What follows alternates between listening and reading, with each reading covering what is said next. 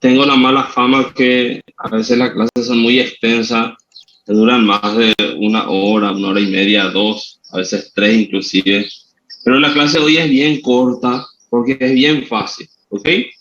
Pero es un tema que ustedes van a volver a estudiar en varias materias más adelante. Esto se vuelve a estudiar tanto en cirugía como en clínica, ¿sí? Porque es algo que en cirugía se estudia en la parte de hemorragia digestiva alta, ¿ok?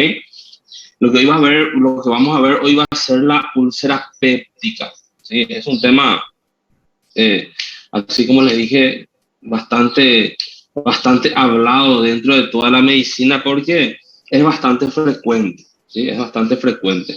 Ciertamente, en el transcurso de nuestra de la historia de esta enfermedad, ¿sí? Es como si fuese que la enfermedad fue disminuyendo un poquitito porque se descubrieron más medicamentos como para tratar esta enfermedad, ¿sí? Lo que antes esta enfermedad causaba se tenía que tratar de manera quirúrgica, hoy en día ya se trata de manera medicamentosa, ¿sí? Y entonces, por eso es que a veces esta enfermedad ya no es tan frecuente como antes. Antes era bastante grave una úlcera, ¿sí?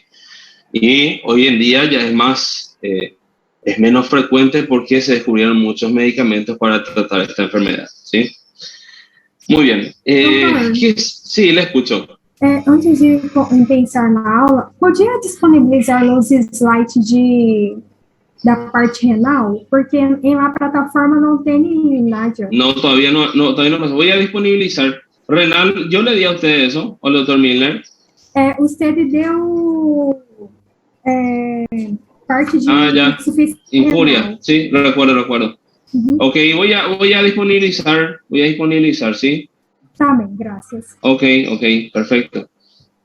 Muy bien, entonces vuelvo a repetir, lo que hoy vamos a ver va a ser la úlcera péptica. ¿Sí? Una úlcera péptica es para ver si ustedes entienden, una úlcera, la palabra que se utiliza frecuentemente, ya sea en la materia clínica, cirugía, dice pérdida de la solución de continuidad. ¿Sí? Lo que quiere decir es que es como si fuese que se va descamando, ¿sí? Desde la mucosa hacia la profundidad, ¿sí? Desde la mucosa se va descamando, ¿sí? Úlcera generalmente nosotros consideramos cuando ya se ve afectado la muscular de la mucosa, ¿ok? Si ustedes recuerdan, la muscular de la mucosa sería como una parte de nuestra mucosa aún, ¿ok? Entonces, cuando esta, a ver, esta porción de nuestro tubo digestivo empieza a desgastarse, a erosionarse hasta la muscular de la mucosa, a eso nosotros le llamamos de úlcera péptica, ¿ok? Muy bien. Eh, Bastante fácil, bastante corta va a ser la clase porque no existe tantas cosas que hablar de la úlcera péptica, ¿sí? Su sintomatología principal sería el dolor, ¿ok? Que vamos a ver un poquitito cuál sería la característica. El resto de la sintomatología no tienen tanta importancia, ¿sí? Más bien aquí solamente vamos a hablar del dolor y vamos a ver que existen dos etiologías más frecuentes y más importantes, ¿sí? Que son lo que ustedes tienen que saber. Y si saben eso, el resto ya no importa, ¿ok? Muy bien, entonces, fíjense, esto que está aquí, yo no sé si ustedes recuerdan, en la primera clase que nosotros habíamos desarrollado de introducción a la fisiopatología, estaba este slide mismo, esta misma imagen, ¿sí? En donde nosotros hablábamos de que nosotros estábamos en una homeostasis constante, ¿ok? Y decíamos que tendría que haber un equilibrio entre estos tres aspectos, entre el huésped, agente y medio ambiente, ¿sí? Cuando uno de estos se ve alterado, cuando uno de estos esté perjudicado, entonces nosotros vamos a ver que se va a producir la enfermedad, ¿ok? Entonces ustedes van a ver que lo que hoy vamos a estudiar, cualquiera de estos tres van a estar desequilibrados, ¿sí? Uno va a estar alterado, el otro no. Y así, ¿sí? Entonces, fíjense que al principio de la materia nosotros hablábamos de y hoy volvemos a estudiar. En realidad, este slide podemos poner en casi todas las clases y vamos a ver que siempre, siempre nosotros vamos a tener un desequilibrio entre estos tres componentes, ¿ok? Muy bien. Entonces, vamos a estudiar aquí algo que algo que yo creo que tienen que ustedes recordar. Yo sé que ustedes ya vieron en fisiología, pero no es algo tan complejo, pero a veces tiene un poco facilidad de olvidar esto. Por eso es que quiero que ustedes recuerden un poquitito de lo que ahora nosotros vamos a ver, ¿sí? Porque yo sé que es un poco de fisiología, pero esto explica o va a explicar muchas de las enfermedades que nosotros vamos a ver, ¿sí? Fíjense, sacamos ahí la capa que estaba cubriendo y ahora estamos viendo aquí la mucosa, ¿ok? Y vamos a ampliar un poquitito ahí esa imagen y fíjense lo que nosotros vemos. Dentro de todo nuestro tubo digestivo tenemos como ciertas microvellosidades y dentro de esas vellosidades nosotros vamos a ver que existen diferentes tipos de células, ¿sí? La célula que yo quiero que hoy ustedes recuerden, no vamos a estudiar fisiología del estómago, solamente de una célula es la que yo les pido que ustedes recuerden, que serían de estas que están aquí. Fíjense estas células, estas que están aquí. Estas son llamadas de células parietales, ¿ok? Yo sé que ustedes recuerdan cuál era la función de las células parietales, ¿sí? Que era la de producir el ácido clorhídrico, ¿ok? También produce el factor intrínseco, ¿sí? Hoy no nos vamos a detener en el factor intrínseco, pero sí nos vamos a detener un poquitito en su formación de ácido, ¿sí? Cómo es que esta célula va produciendo ese ácido y cómo es que ese ácido no está dañando constantemente a, a nuestra mucosa, ¿sí? Porque todos los días producimos bastante cantidad de ácido clorhídrico, pero no todos tenemos esta enfermedad. Fíjense que el pH, la acidez, ¿sí? Que logra tener este jugo gástrico, a veces puede ser hasta de 2 o inclusive menos. ¿Okay? El Gator menciona 1.8 de acidez, eso es bastante ácido, ¿sí? Si ustedes agarran un ácido o con un pH tan bajo y dejan gotear aquí sobre la piel, con certeza eso le va a causar una lesión, ¿ok? Con certeza eso le va a causar cierto tipo de erosión cutánea, de lesión, ¿sí? Y eso es lo que nosotros vamos a ver hoy. Cómo es que nosotros tenemos un ácido dentro de nuestro cuerpo, dentro de nuestro estómago específicamente, y no nos está haciendo daño, ¿sí? Eso es lo que nosotros tenemos que saber hoy. Vamos a ver cómo es que se produce ese ácido, ¿sí? ¿Por qué, por qué ese ácido no nos produce daño a nosotros? ¿Por qué no nos produce daño?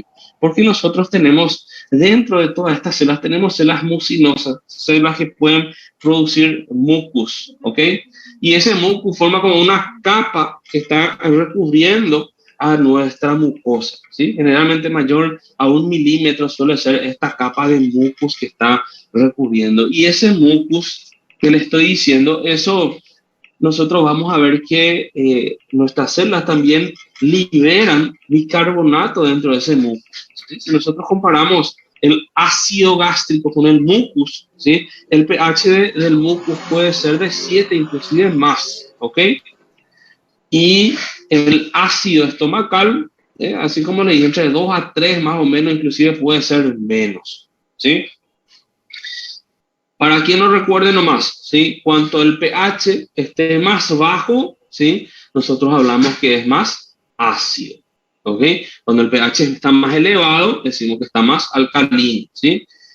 Para tener una idea, nosotros decimos nuestro pH normal, ¿sí? En nuestro cuerpo, en la sangre, de 7.2 a 7.6, ¿sí? Puede variar un poquitito más, un poquitito menos, pero está por ahí, ¿sí? Aquello que esté por debajo es ácido, lo que esté por encima es alcalino, ¿sí? Muy bien. Entonces, vuelvo a repetir, no todos los días tenemos úlcera porque tenemos esa capa de mucus, ¿sí? Que nos está protegiendo de este ácido, ¿sí? Aquí quiero que ustedes se fijen, fíjense que en estas células que nosotros tenemos aquí, miren acá, siempre en una capa más profunda, ¿sí? Ya sea en la submucosa, nosotros vamos a tener vasos sanguíneos. Fíjense estos vasos sanguíneos que tenemos aquí, ¿sí? Quiero que vean que justamente aquí en este corte, justo aquí salió un vaso sanguíneo, ¿sí? Y es eso que está aquí pintado, esta célula que ahí pintamos, fíjense, es esta célula la que nosotros vamos a ver, ¿sí? Fíjense cómo sería esta célula que está aquí. Esta es una célula parietal, ¿ok? La célula parietal u oxíntica, fíjense, es esta el que produce el ácido clorhídrico, ¿ok?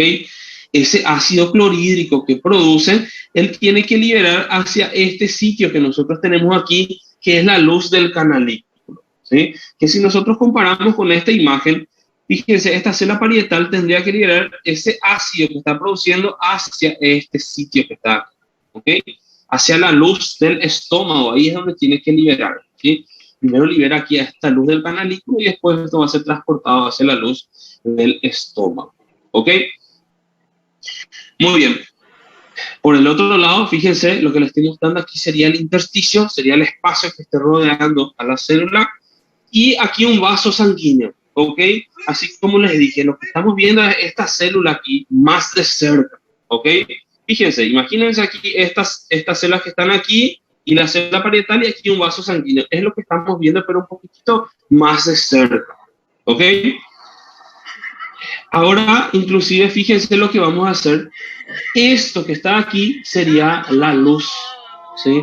Gástrica. Sería en donde nosotros tendríamos que liberar más o menos, ¿ok? Aquí nuestra célula parietal, ¿ok? Y aquí el intersticio. Y fíjense, vamos a colocar en esta célula ciertos receptores, aquí fíjense, ciertas bombas, ciertos canales vamos a tener dentro de esta célula que van a ayudar a formar este ácido clorhídrico, ¿sí? ¿Por qué nosotros necesitamos ese ácido clorhídrico? ¿Por qué necesitamos ese ácido? ¿Qué les parece a ustedes? ¿Por qué necesitamos producir esse ácido? Facilitar a digestão, né, do bolo alimentar. Excelente. Excelente, para facilitar la digestión, ¿ok? El estómago tiene una gran musculatura y el estómago tiene la capacidad de contraerse, ¿sí? En diferentes direcciones y hace que se mezcle lo que nosotros comemos con el jugo gástrico, ¿ok? Se va mezclando ahí y de ahí se forma un líquido, ¿sí? Que es llamado de quimo, ¿sí? Lo que después pasa hacia el tubo digestivo no se llama más bolo alimenticio ni no es más churrasco, sino que es quimo, ¿ok? Entonces, fíjense, el estómago va mezclando con ese ácido. Otra cosa, fíjense, lo que nosotros consumimos, ¿sí? Compramos ahí en la calle, en la ruta, en cualquier sitio, es muy difícil que nosotros logremos el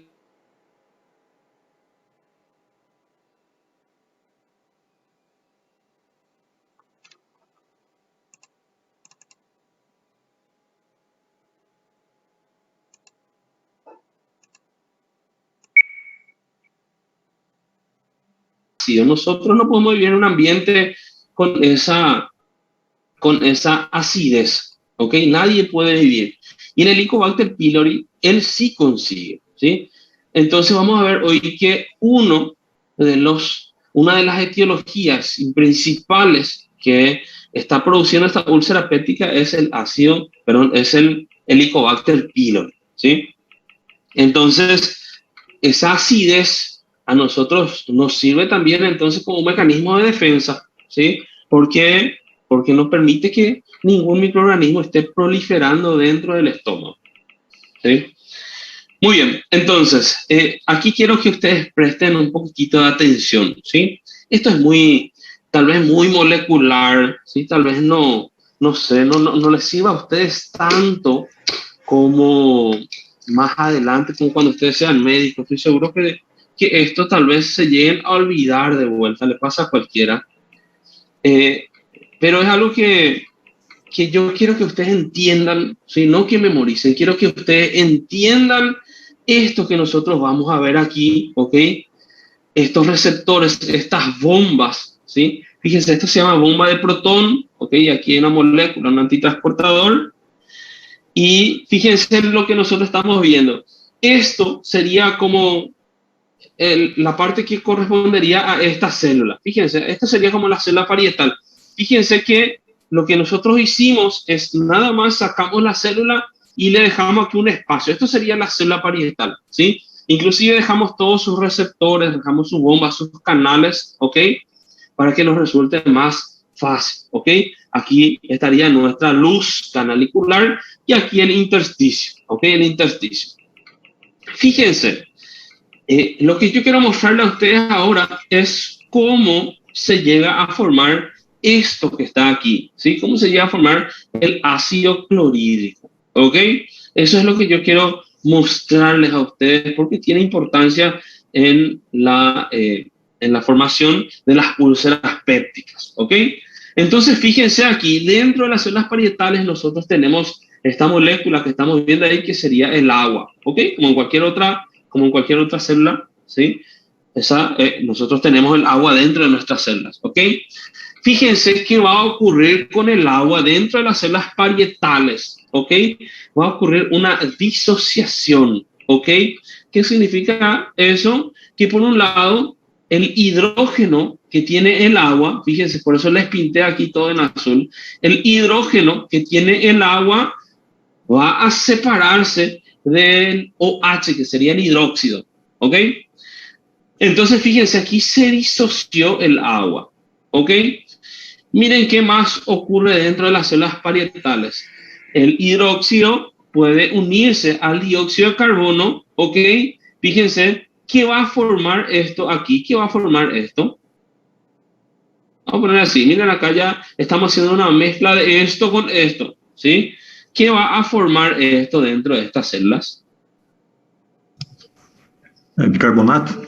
Excelente. Fíjense, va a formar el bicarbonato, ¿ok? El HCO3, que sería el bicarbonato, ¿sí? Fíjense, asimismo, miren qué puede ocurrir. El agua que nosotros tenemos en la célula, esta puede unirse, ¿sí? Al dióxido de carbono a través de una enzima que es llamada de anhidrasa carbónica, ¿sí? Y esta enzima cataliza esta reacción y se va a producir o se va a formar lo que nosotros conocemos como el ácido carbónico, ¿ok? Y este ácido carbónico, fíjense, se puede disociar de vuelta dentro de estas células parietales y se va a disociar también en qué? En producir esto que está aquí, el hidrógeno por un lado y por el otro lado otra vez bicarbonato, ¿ok? Lo que estamos haciendo nosotros es, estamos viendo ahora, es que estamos produciendo, fíjense, ya sea con el agua, el dióxido de carbono, lo que nosotros estamos produciendo es hidrógeno, ¿ok? Y también estamos produciendo aquí bicarbonato, ¿sí? Fíjense, lo que nosotros queremos producir es HCl, que sería el ácido clorhídrico. Por eso es que estamos produciendo este hidrógeno acá, ¿sí? Muy bien. Entonces, fíjense que nosotros necesitamos para que este hidrógeno vaya hacia afuera de la célula, necesitamos una bomba de protones, ¿sí? Se llama bomba de protones porque los protones son los que tienen cargas positivas, son los hidrogeniones, ¿ok? Y fíjense, esta bomba de protones lo que hace, a través de ATP utiliza energía, ¿sí? Fíjense lo que hace, expulsa del interior de la célula, sea este hidrógeno o el otro, expulsa hacia la luz del canalículo al hidrógeno y a su vez vuelve a introducir, ¿qué cosa? El potasio, ¿ok? Este potasio otra vez después puede ser expulsado. Una vez que ingresó aquí, esto otra vez puede salir hacia afuera, ¿sí? A través de los canales que tiene, que son canales para potasio, ¿sí? Entonces, fíjense, ya tenemos aquí a este hidrógeno, ¿ok? Aquí, ya tenemos aquí a este hidrógeno, ¿ok? Lo que ahora nosotros necesitamos es el cloro, ¿sí? Para formar el ácido clorhídrico. Y fíjense que nosotros tenemos una gran cantidad de cloro dentro del torrente sanguíneo, dentro de nuestro cuerpo, ¿ok? Y fíjense qué hace este cloro. Este cloro, va a ingresar a nuestra célula parietal, ¿ok? Por una molécula que es un antitransportador que sirve en este caso para que por aquí pase el cloro y salga de nuestro cuerpo el bicarbonato, ¿sí? Por eso es que, fíjense, también estábamos produciendo bicarbonato. Entonces, fíjense, ¿qué va a ocurrir? Salen por ahí el cloro y el bicarbonato, ¿sí?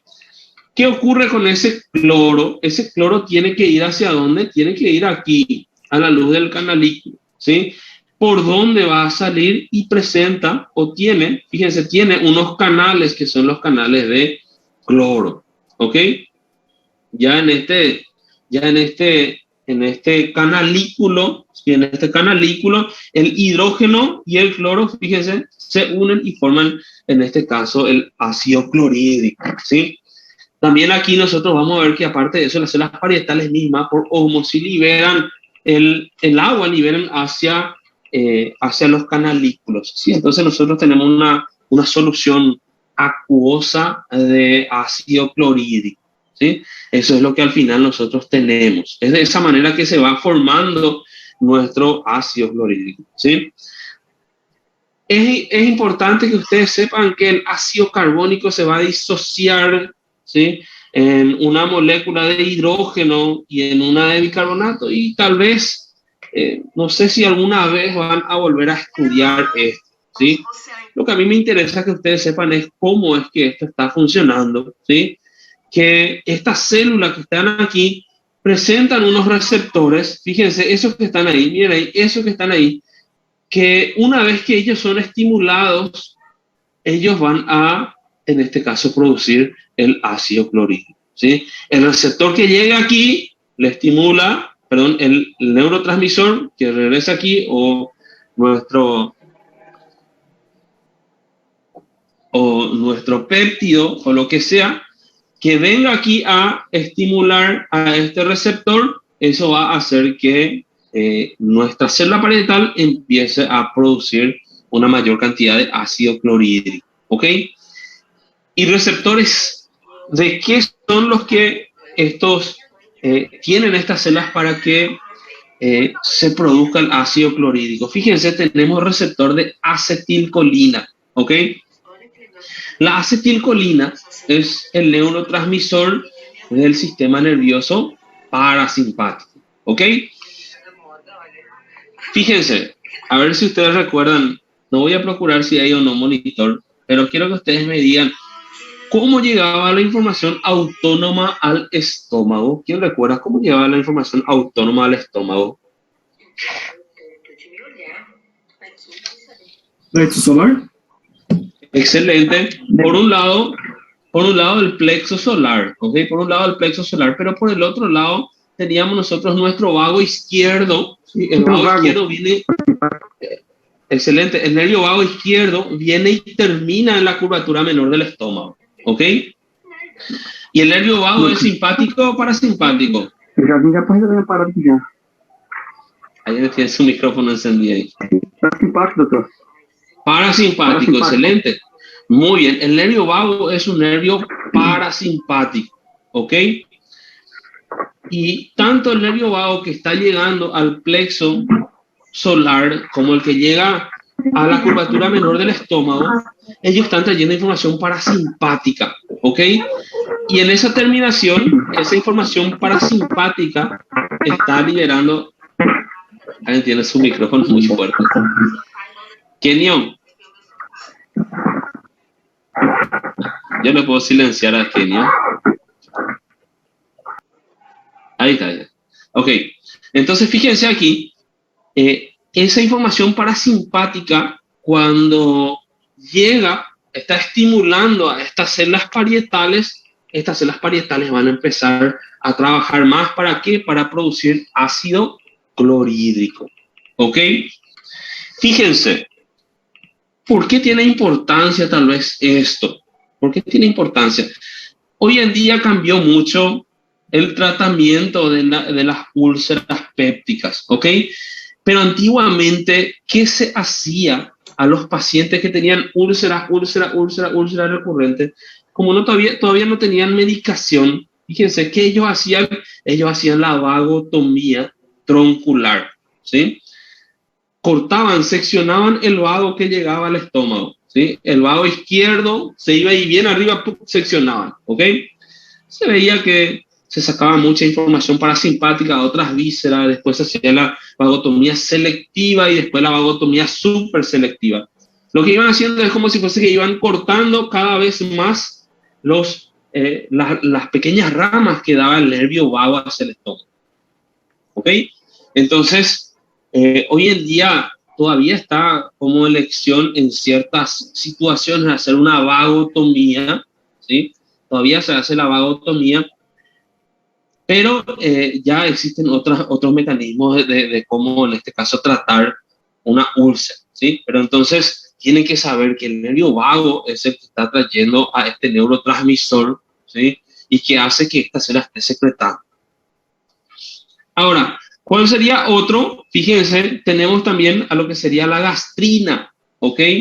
La gastrina es también una molécula que nosotros vamos a ver que se produce también en unas células, ok, voy a poner todo, en unas células que se llaman células G, que estarían más o menos a nivel de lo que sería nuestro antro, ¿ok? A nivel del antro gástrico, la porción antropilórica, inclusive en la primera porción del duodeno, pueden existir las células G, ¿ok? ¿Qué hacen estas células G? Ellas van a producir a la gastrina, ¿ok? ¿Y qué hace la gastrina? La gastrina es producida, es un neurotransmisor, es neuroendocrino, ¿ok? Se libera y a través del torrente sanguíneo, fíjense, la gastrina que se produjo allá en el antro pueden ir hasta las células que están allá, células parietales que están en el cuerpo, en el fundus, arriba se pueden ir, ¿ok?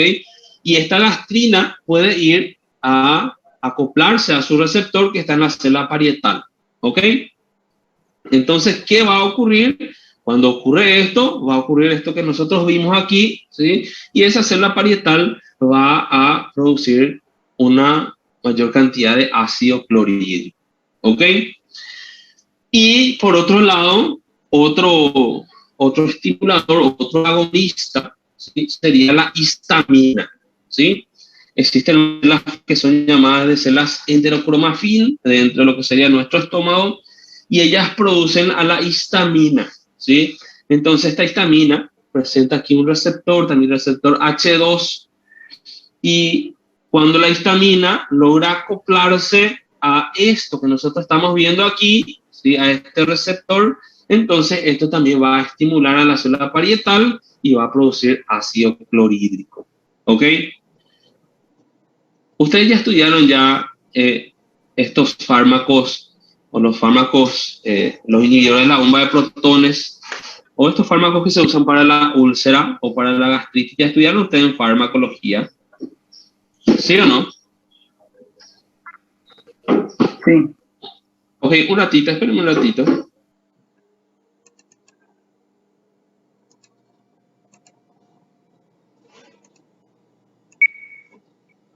Les estaba preguntando si ustedes ya vieron cómo actuaban esos medicamentos. Sim, farmacologia, sim. Pantoprazol, omeprazol, sim. Excelente. ¿Recuerdan cómo funciona la histamina? Perdón, ¿cómo funciona la ranitidina? Ya falé la respuesta, ¿eh? Também. Computador legal. Excelente. Excelente. Va y compite con la histamina, ¿ok? De esa manera actúa la ranitidina, ¿sí? Y fíjense, todo lo que sería el omeprazol, lansoprazol, esomeprazol, todos ellos son inhibidores de la bomba de protones, ¿ok? Entonces, disculpen que tuve que hacer algo. Entonces sería de esa manera, ¿ok? Ahora, ¿por qué yo me voy hasta hablar de esto? ¿Por qué digo que ustedes tienen que recordar esto? Porque existen enfermedades, y vamos a ver enseguida uno de ellos, en donde un tumor, ¿sí?, un tumor produce la gastrina, ¿ok? Y ese tumor que hace constantemente va produciendo gastrina, ¿sí? Y entonces cuando hay mucha gastrina en sangre, esta célula parietal va a producir mucho ácido clorhídrico. ¿Sí? Entonces, por eso es que yo necesitaba que ustedes sepan esto. Ahora, nosotros tenemos tenemos receptores que hacen que esta célula parietal trabaje de manera más acelerada, digamos, pero existen también unos receptores que son inhibidores, ¿ok? ¿Cuáles son los inhibidores? Y vamos a ver que son la somatostatina y la prostaglandina, ¿ok? Las somatostatina se producen en las células D, ¿ok? Y la prostaglandina también va a ayudar cuando la prostaglandina se produce y va a su receptor, va a inhibir este proceso, ¿ok? Va a inhibir este proceso y entonces por ende disminuye a la producción del ácido clorhídrico, ¿sí? Entonces, quiero que guarden bien, la prostaglandina es bastante importante, ¿sí? Bastante importante en el sentido en que aparte en este caso, inhibir la función de las células parietales, ¿ok? Aparte de hacer eso, la prostaglandina también vamos a ver enseguida que aumenta la producción de mucus dentro de estas células mucinosas, ¿ok? Entonces, por ese lado la prostaglandina es bastante importante dentro de lo que sería la úlcera. ¿Por qué? Porque inhibe a la producción de ácido clorhídrico, ¿ok? Disminuye la producción del ácido clorhídrico y por otro lado vamos a ver que produce el mucus, ¿ok? Muy bien. Entonces sería eso, ¿sí? Entonces sería eso. Y la somatostatina quiero que recuerden también, porque vamos a ver que nuestro Helicobacter pylori, que es uno de los principales causantes de la úlcera, le inhibe o suprime la función de las células D que producen somatostatina, ¿ok? Entonces, fíjense, si nosotros suprimimos esto, ¿ok? Si nosotros suprimimos esto, no vamos a tener quien inhiba a la función de estos tres, ¿ok? Entonces esta célula parietal va a producir mucho ácido clorhídrico, porque nosotros tenemos que saber que es como si fuese que están en un balance, en un equilibrio, así como decíamos hace rato, ¿ok? Entonces sería eso, ¿sí? ¿Cómo, fíjense, cómo ustedes me van a decir, ya estudiaron esto, cómo nosotros podemos afectar la producción de prostaglandina? ¿Cómo podemos afectar? Anti-inflamatórios que inibem a liberação, a produção. Excelente. A los AINES, ¿ok? Los AINES, recuerdan ustedes que inhibía la ciclooxigenasa, ¿sí? Hacía que el ácido araquidónico, recuerden, a través de la ciclooxigenasa se produzca en este caso tromboxano y prostaglandina. Entonces, personas que consumen AINE, ¿sí? Produce menos prostaglandina, ¿ok? Y al producir menos prostaglandina, ya estamos viendo, uno, va a tener menos inhibición la célula parietal de producir el ácido clorhídrico y por otro lado también va a producir va a producir menos mucos, ¿sí? Muy bien, fíjense, miren lo que hacen estos neurotransmisores, estas moléculas en relación a la bomba de protones. La gastrina, la acetilcolina y la histamina, ellos hacen que trabajen más esta bomba de protones, ¿ok? Y entonces estas van a hacer que se produzca una mayor cantidad de ácido clorhídrico, ¿sí? Están liberando mucho hidrógeno hacia el exterior de la célula parietal, ¿ok? Así que hay como aproximadamente más de 3 millones veces más de hidrógeno en estos canalículos que en nuestra sangre, ¿okay? O sea, bastante están trabajando. Y por otro lado, quienes inhiben, fíjense, van a ser la somatostatina y la prostaglandina, que es lo que recién vimos, ¿sí? Ahora, ¿por qué esto puede ocasionar una enfermedad, ¿sí? Uno, porque hay un aumento de la acidez, ¿ok? En donde nosotros vamos a ver qué puede ocurrir porque hay una mayor liberación de gastrina, ¿sí? Y entonces esta gastrina, ¿qué va a hacer? Va a estimular a las células parietales y estas células parietales van a producir mucho ácido clorhídrico, ¿ok? O, por otro lado, nosotros vamos a ver que también se puede producir la úlcera péptica porque tenemos disminuido los factores protectores de la mucosa gástrica, ¿sí? o hay poco mucus gástrico, ¿ok? O hay poco bicarbonato producido, porque se produce también bicarbonato dentro de este mucus gástrico, ¿ok? O existe una pobre irrigación. Fíjense que existen causas en donde existen estrés traumáticos o existen casos en donde hay un shock, una hipovolemia, ¿sí? La irrigación a la mucosa va a disminuir y eso también favorece a la producción de úlceras, ¿ok? Muy bien. Y aquí esto está mal acá, ¿sí? No es gastrina, no borré esto, no sé por qué, copié aquí y pegué. No tiene nada que ver. Aquí esto que está aquí, ya voy a borrar, fíjense, voy a borrar esto.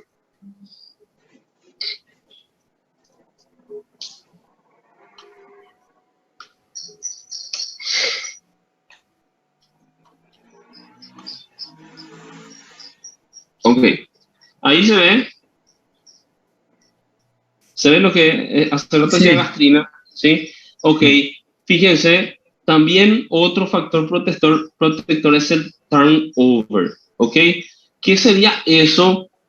Fíjense que en la lámina basal, más o menos, de esta célula, están las células que pueden o tienen la capacidad de diferenciarse, ¿sí? Y renovar la célula. Sería esa la palabra o la traducción, la renovación celular, ¿ok? Y estas células que nosotros tenemos en la mucosa gástrica tienen un alto turnover, ¿ok? ¿Qué significa eso? El ácido puede lesionar a las células que están en contacto con él, lesionan, ¿ok? Pero ¿qué pasa? Automáticamente estas células van a regenerarse, ¿ok? Van a producirse más células, ¿ok? Y disminuye el daño hacia lo que sería el tejido gástrico, ¿sí? Y entonces existen situaciones en donde disminuye, ¿sí? El turnover, disminuye esa regeneración celular, ¿ok? Muy bien, entonces sería eso, ¿sí?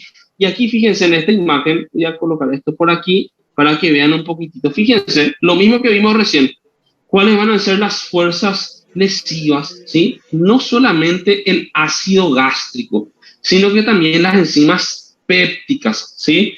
Ustedes saben, el pepsinógeno, ¿dónde se producía? ¿Dónde se producía el pepsinógeno? Células principales, ¿ok? El pepsinógeno puede hacer algo, puede producir daño. Ele mesmo não, tem que ser convertido em pepsina, né? Excelente. Pepsinógeno no, ¿sí? Tiene que ser convertido en pepsina. El pepsinógeno es un gránulo simógeno. Simógeno significa que está inactivo, ¿ok? ¿Dónde se activa? Cuando este entra en contacto con el ácido del estómago, ¿ok?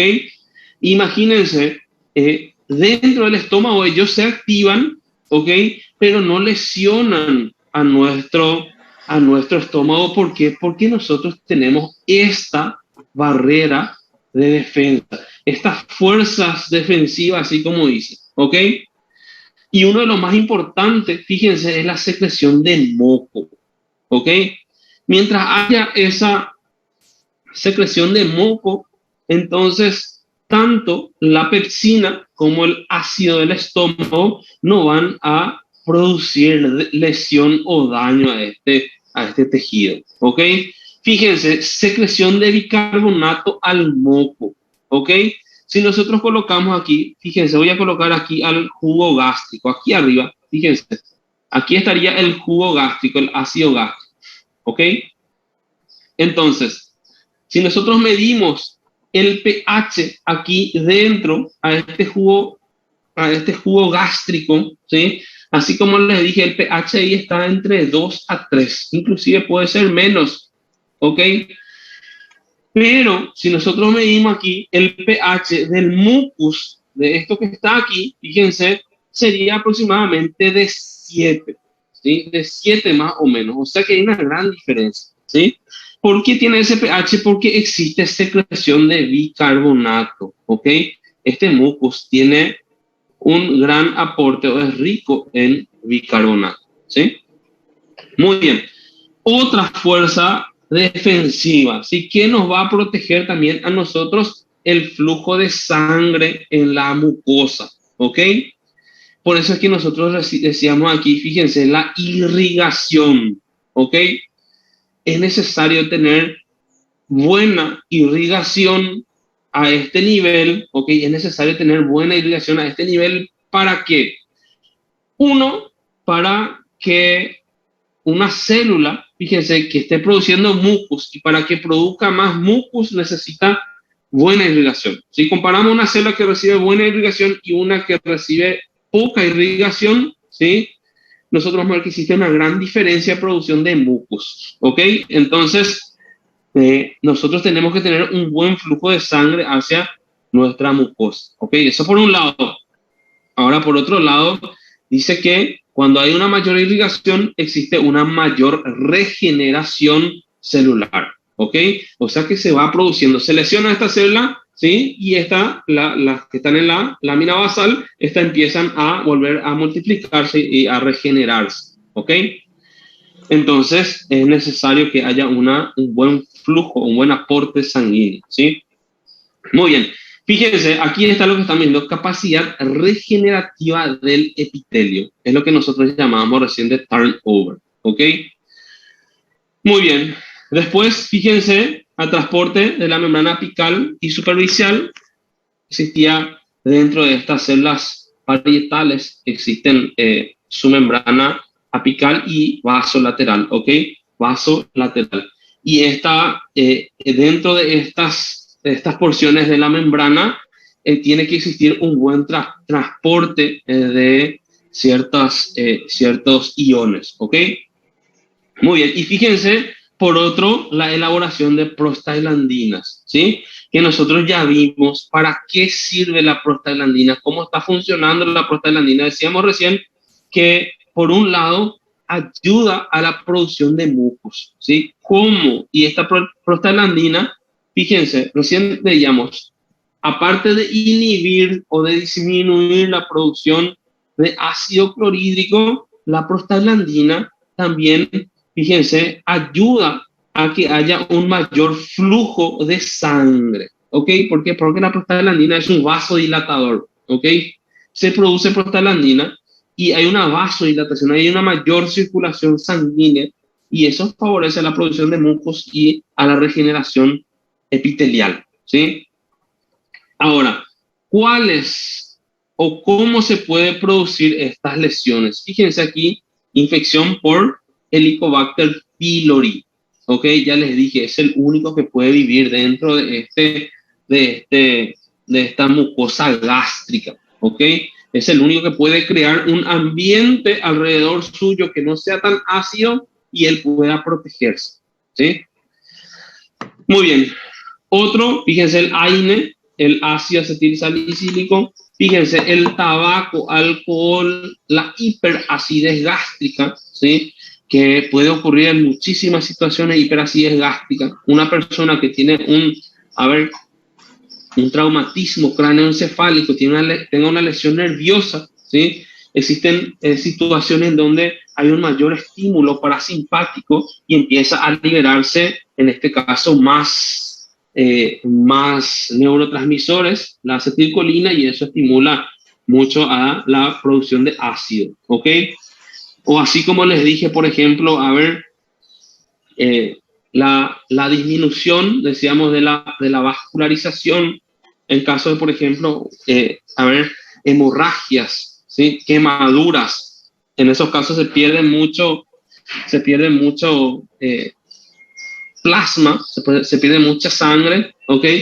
Y es como si fuese que llega menos cantidad de sangre hacia nuestra mucosa gástrica, ¿ok? Y entonces se produce menos mucos, ¿sí?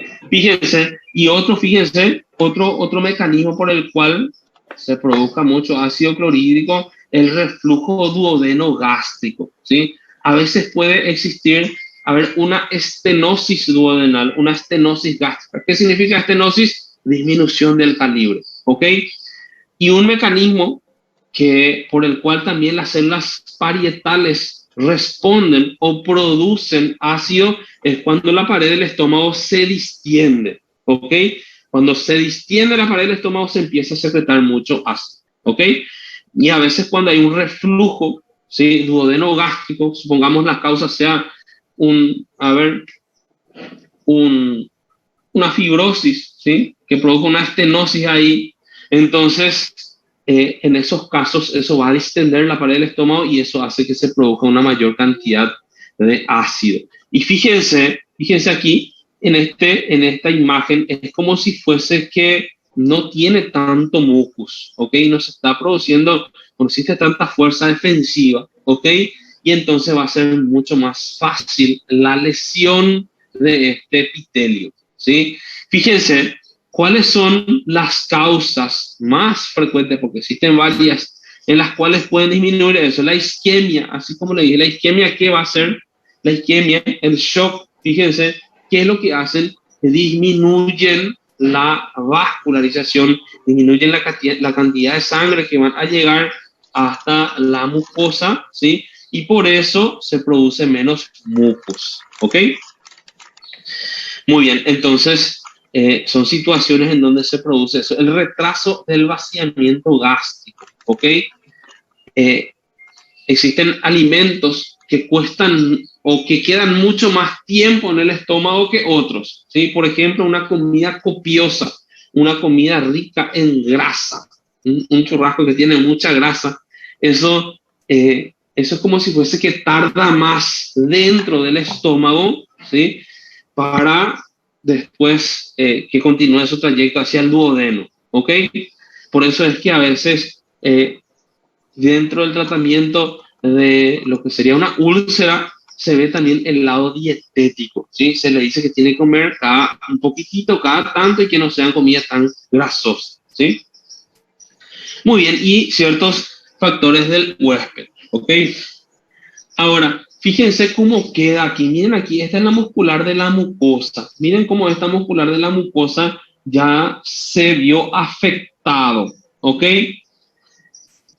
Si es que ocurre una lesión, ¿sí? Por más superficial, vamos a decir, a la muscular de la mucosa, más hacia la luz gástrica, ¿sí? A eso se le llama de gastritis erosiva, ¿ok?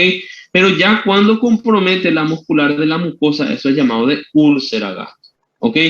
Cuando ocurre eso y llegamos aquí a la submucosa, fíjense, ocurre un reclutamiento de nuestros leucocitos, ¿ok? Va a venir neutrófilo, macrófago, van a llegar a la zona y estas mismas células, ellas van a producir, en este caso, citoquinas que van a ser proinflamatorias, que esas mismas van a ayudar a lesionar a nuestra mucosa, a nuestra pared del estómago, ¿sí? Muy bien, y por otro lado, fíjense que cuando un tejido se lesiona, ya vimos esto en la clase pasada y en otras clases, cuando un tejido está lesionado, eso se tiene que cicatrizar, ¿ok? Y si se cicatriza, ¿ok? Eso es sustituido por tejido fibroso. Y yo ya les pregunté en la clase pasada, no sé si a este grupo, ¿qué ocurre cuando se cicatriza el hígado? ¿Aumenta o disminuye de tamaño? Disminuye de tamaño, ¿ok? ¿Qué pasa con el riñón? También va a disminuir de tamaño, ¿sí? Y aquí también es importante que ustedes recuerden que cuando ocurren estos tipos de afecciones, se fibrosa, vuelve a ocurrir, se fibrosa, vuelve a ocurrir, se fibrosa, nosotros vamos a ver que el estómago también puede atrofiarse, ¿ok? Y vamos a ver que a veces esa atrofia puede ocurrir cerca del píloro, ¿sí? Y es una de las causas de estenosis pilórica, ¿sí? Se fibrosa tanto, ya ahí cerca de nuestro píloro, ¿ok? Que eso va a disminuir de tamaño, ¿ok? Y se va a producir una estenosis, ¿ok? Muy bien. Fíjense aquí, dice, ¿quiénes son los principales culpables? ¿Ok? ¿Por qué nosotros tenemos esto? Sí, dos cosas tienen que saber, ¿ok? El resto pueden olvidar. No tienen que olvidar del Helicobacter pylori, ¿sí? Esa es la causa más frecuente, ¿sí? Ciertamente puede variar desde una zona a otra, ¿ok? Porque en países de primer mundo están consiguiendo erradicar o eliminar más al Helicobacter pylori, ¿sí? Entonces pasan a ser ahí los AINES, los principales causantes de esta enfermedad, de la úlcera péptica. Pero así como veíamos en el slide anterior, fíjense, el tabaco, el alcohol, ¿ok? Tumores que producen eh, gastrina, ¿sí? Ellos también pueden producir úlcera gástrica, solamente que en un porcentaje mucho menor, ¿sí? Y fíjense aquí, esto es sacado así mismo de un libro para que ustedes vean cómo es que este Helicobacter pylori va a producir una hipercloridria. ¿Ok? Fíjense, ¿qué es lo que hace el Helicobacter pylori? Y esto es lo que les decía hace rato, disminuye el número de células D. ¿Ok? ¿Qué hacen las células D? Producen somatostatina. ¿Ok? Y ya les decía yo hace rato, ¿qué hacía la somatostatina? Decíamos que la somatostatina era un inhibidor. ¿Ok? Recuerdan, aquí estaba nuestra somatostatina, aquí la estudiamos. Vamos a colocar aquí. Fíjense, la somatostatina es un inhibidor de las células parietales. ¿Ok? Y el Helicobacter pylori, ¿qué hace? Hace que disminuyan las células D. ¿Ok? Entonces, fíjense, va a disminuir la somatostatina y fíjense, desciende la inhibición de la producción de ácido clorhídrico. Se produce el ácido clorhídrico sin problemas. ¿Ok? Por otro lado, fíjense, el Helicobacter pylori mismo, él va a aumentar la producción de la gastrina. ¿Ok? ¿Por qué? Porque va a estimular estas células G, ¿sí? Y directamente entonces se produce ácido clorhídrico. Y también de manera indirecta porque causa una reacción inflamatoria y las citoquinas que están cerca, ¿sí?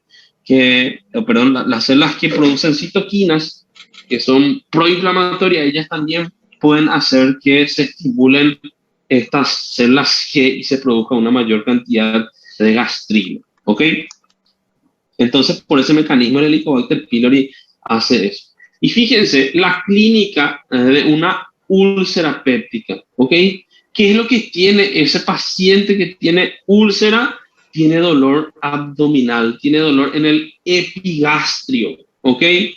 Y uno le pregunta sobre el dolor al paciente y el paciente va a decir que es un dolor ardoroso, ardiente, como si fuese que está quemando eso, ¿ok? Esa es la forma en que se describe este tipo de dolor, ¿sí? Aquí fíjense, esto es aquí así mismo en nuestro libro. Nuestro libro dice ardoroso, opresivo y cólico, ¿sí? Ciertamente, dependiendo del tipo y de la situación en que esté ese paciente, se van a presentar los diferentes tipos de dolor, ¿sí? El dolor, la forma de presentación del dolor es muy variable y difícilmente se pueda describir de tal manera, tiene que ser exactamente, ¿ok? Porque a veces la úlcera puede estar en la curvatura menor, puede estar atrás, puede estar lateralmente, ¿ok? Y entonces, dependiendo de dónde está y la inervación que esté llegando a ese sitio, se va a transmitir una sensación de dolor diferente. Ciertamente, el sitio más frecuente de úlcera es a nivel de la curvatura menor del estómago, ¿sí?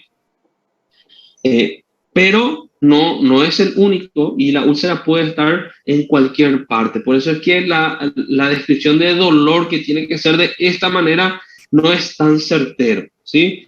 Fíjense, se dice que la úlcera, porque la úlcera péptica, así como le dije, puede estar en el estómago o puede estar en el duodeno, ¿sí? Generalmente está en la primera porción del duodeno. Fíjense, tienen relación con la comida. La úlcera gástrica duele, ¿sí? Cuando nosotros estamos comiendo, ¿sí? ¿Por qué? Porque en ese momento hay una mayor secreción de ácido clorhídrico, ¿sí? Hay una mayor secreción de jugo gástrico en ese momento. Ahora, la úlcera duodenal duele después de la comida, ¿sí? ¿Por qué va a doler después de la comida? Y por qué, fíjense, aquí, cuando la comida esté aquí, Si nosotros comimos, vino aquí, está aquí la comida, ¿ok? Después de 1 o 2 horas, esa comida va a pasar, ¿ok? Entonces va a doler, la úlcera duodenal duele después de la comida, ¿ok? Pero así como les dije, esto es no es tan cierto, no es tan 100% cierto, pero es de la manera en que se describe, ¿sí? Muy bien. Ahora, ¿cuáles son las complicaciones? Fíjense, por un lado tenemos a la hemorragia, ¿ok? Fíjense que nosotros tenemos mucosa, submucosa, muscular y serosa, ¿ok? Y en la submucosa están los principales vasos, ya que están llegando hacia nuestra mucosa. Cuando se llega a lesionar a los vasos sanguíneos, esto va a sangrar, ¿ok? Y el estómago, como el duodeno, tienen una rica vascularización. Entonces, esto, dependiendo del grado, ¿sí? Con que sea esta úlcera grave o no, ¿sí? O del sitio en que esté esta úlcera, la hemorragia a veces puede ser o poco o puede ser mucho, ¿sí? Si es mucho, si compromete un vaso sanguíneo un poco más calibroso, ¿sí? Entonces nosotros vamos a ver que se va a perder mucha sangre, ¿sí? Ya sea en el estómago o el duodeno, y la sangre produce una irritación a la mucosa gástrica, ¿sí? Si es que es en mucha cantidad, la persona va a tener hematemesis, va a vomitar sangre, ¿ok? Y si es poco, ¿ok? Si se va perdiendo poca sangre, eso va a ir y se va a digerir, va a volver a absorber esa sangre, se va a volver a absorber, pero ciertamente se va a teñir la materia fecal. Le pregunta al paciente qué color es la materia fecal y va a decir que es oscuro, ¿sí? A eso se le llama de melena, ¿sí? Y si es muy poca la cantidad, se le hace un hemograma y va a ver que ese paciente va a presentar anemia, ¿ok? Entonces son ciertas complicaciones. Fíjense, si es que esto es una urgencia, se está vomitando sangre, hay que hacer una endoscopía digestiva alta y hay que solucionar eso, ¿ok? Cuando ustedes estudian en cirugía, hemorragia digestiva alta, se vuelve a estudiar esto, ¿sí? Y van a volver a estudiar cuál sería la forma de tratar eso. ¿Qué puede ocurrir también? Fíjense, puede ocurrir una perforación, ¿sí? Se puede perforar, pasa la mucosa, submucosa, la muscular, inclusive la serosa, ¿sí? Imagínense que ese ácido, ¿sí? Gástrico, ese jugo gástrico pase a la cavidad peritoneal. Eso es una urgencia, eso hay que actuar ahí, hay que operar en ese momento, ¿sí? Porque va a producir o produce una peritonitis, ¿sí? Ustedes le van a ver a su paciente, ¿sí? Y el abdomen está abdomen en tabla, abdomen duro. Eso es un signo de irritación peritoneal, ¿ok? Entonces tocan ustedes así. Yo sé que ya vieron ustedes en las clases que están viendo de fisiopato, en las prácticas, ¿ok? Y tiene síntomas de irritación peritoneal, ¿ok? Va a estar bastante irritado. Imagínense, un ácido llegó al peritoneo, ¿sí? Y eso es una urgencia, eso se tiene que tratar ahí, se tiene que operar en ese momento, ¿sí? Y lo otro, fíjense, la estenosis que yo le decía hace rato, ¿sí? En donde, ¿qué es lo que va a ocurrir? Se fibrosa la porción antropilórica al píloro, ¿ok? Va disminuyendo de calibre y entonces se dificulta el vaciado, ¿sí? Si hay una estenosis bastante oclusiva ya, entonces se dificulta el vaciado gástrico. ¿Que va a tener ese paciente? Va a tener vómitos, ¿ok? Reflujo gastroesofágico y vómitos, ¿sí? Entonces sería otras complicaciones que va a tener nuestro paciente que tenga úlcera péptica, ¿sí? ¿Cuál es el diagnóstico? La endoscopía, ¿ok? La endoscopía, se mete un tubo y se llega hasta el sitio donde se puede ver si existe o no existe úlcera, ¿ok? Para mí ahora, así como les dije, no es algo que nos compete en fisiopatología, pero les cuento, existen otros mecanismos por el cual se puede saber si, no el diagnóstico de úlcera, pero por lo menos la presencia de Helicobacter pylori dentro del estómago de la persona, ¿sí? ¿Por qué? Porque el Helicobacter pylori produce una enzima que se llama ureasa, ¿ok? La ureasa lo que hace es actuar sobre la urea y la urea, ¿sí? La urea se divide en dos moléculas diferentes. Por un lado el amoníaco y por el otro lado el dióxido de carbono, ¿sí? Y este amoníaco es también lesivo para la mucosa gástrica. En fin, ¿qué es lo que se hace? Se hace un test respiratorio, se le hace soplar al paciente algo y se evalúa la cantidad de urea que está exhalando. ¿Sí? Existen también formas en donde se puede marcar con carbón activado, pero son otros tipos de herramientas diagnósticas que van a estudiar más adelante. ¿Sí? Pero en fin, aquí la endoscopía. Y se llega aquí, se ve una úlcera, ¿ok? Y esto se tiene que biopsiar, ¿sí? Y principalmente si es gástrica, porque uno ve una lesión ahí y no puede decir si eso es una úlcera o si es un principio de un cáncer gástrico, ¿sí? Entonces tiene que biopsiar eso y se tiene que diferenciar, ¿sí? Porque es un diagnóstico diferencial, por ejemplo, el cáncer gástrico, ¿sí? Muy bien. Y en la endoscopía, fíjense, existe una clasificación que es llamada de clasificación de Johnson, ¿sí?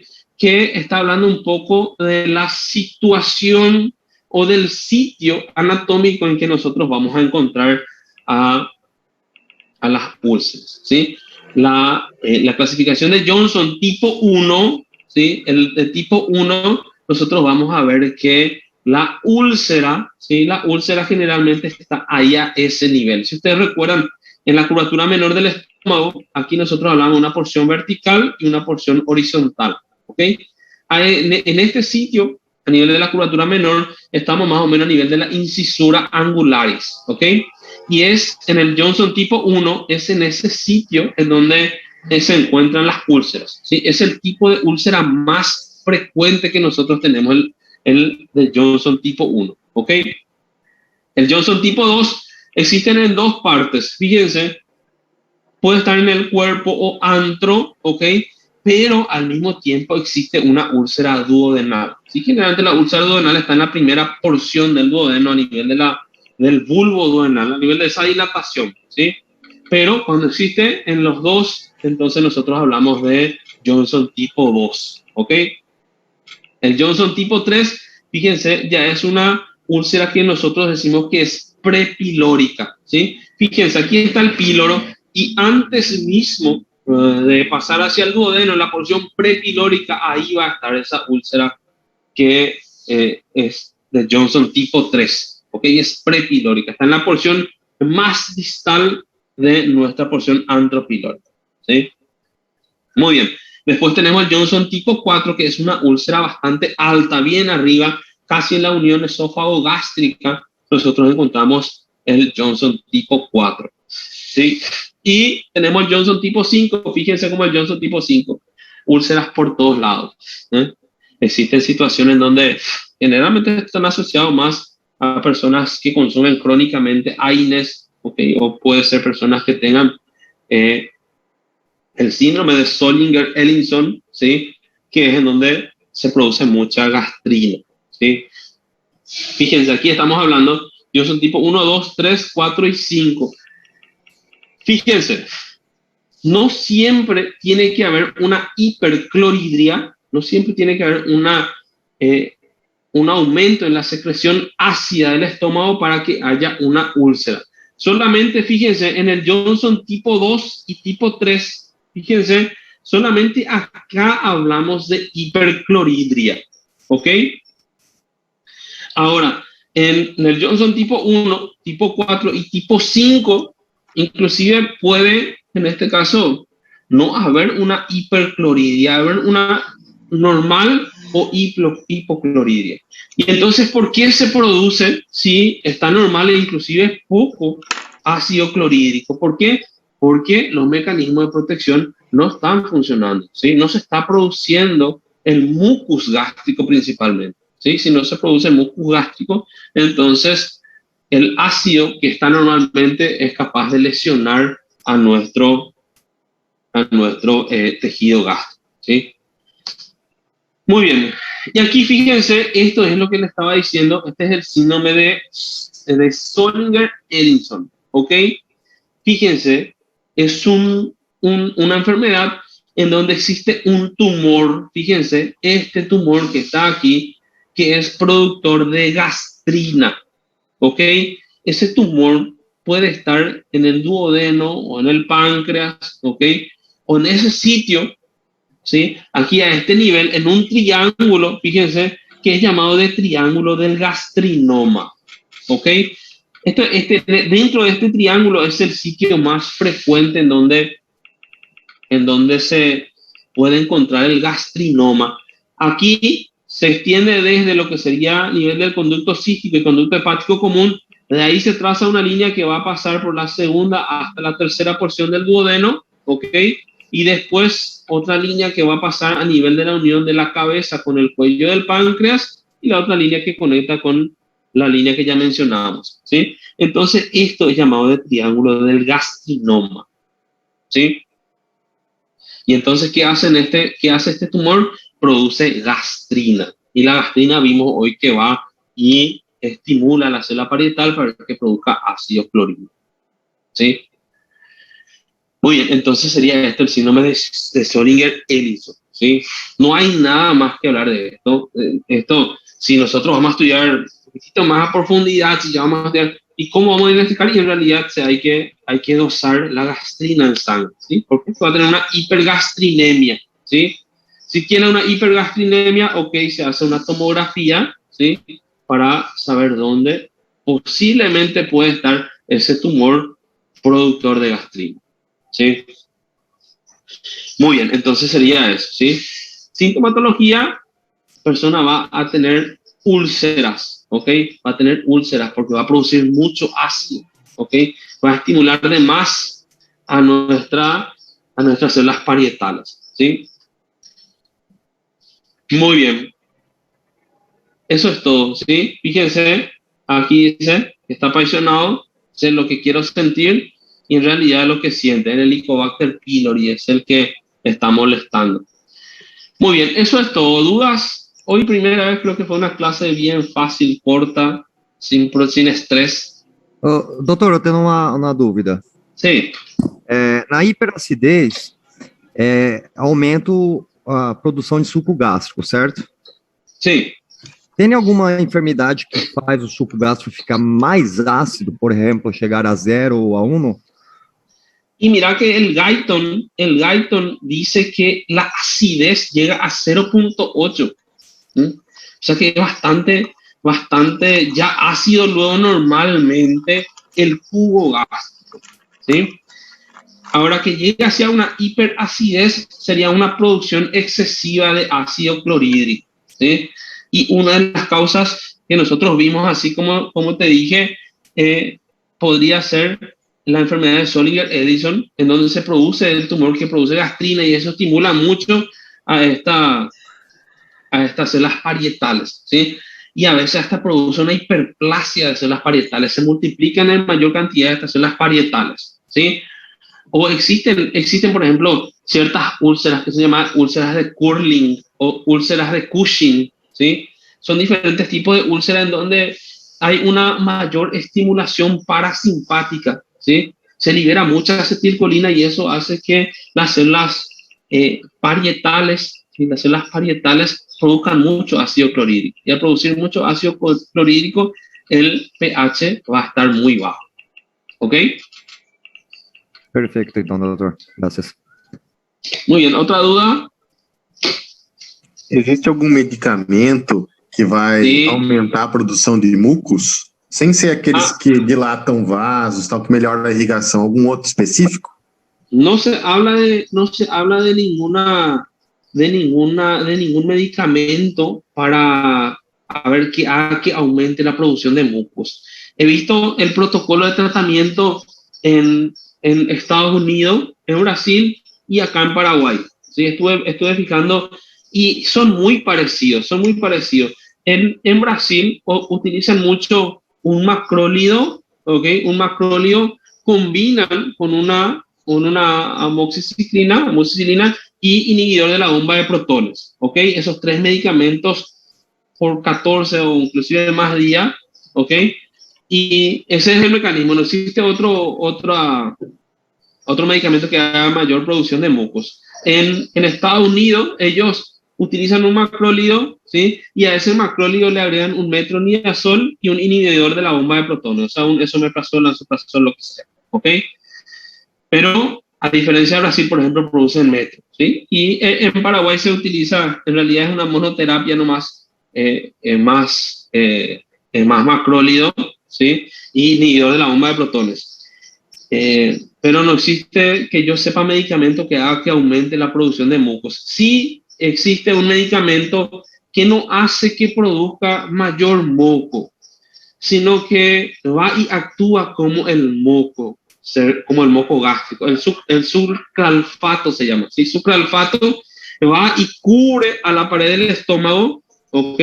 Pero no es moco, es sucralfato, es totalmente otra cosa, y ese sucralfato sirve para proteger a la mucosa gástrica. Pero ya no está en uso el sucralfato también. Certo, obrigado. ¿Ok? Muy bien. ¿Dudas? ¿No?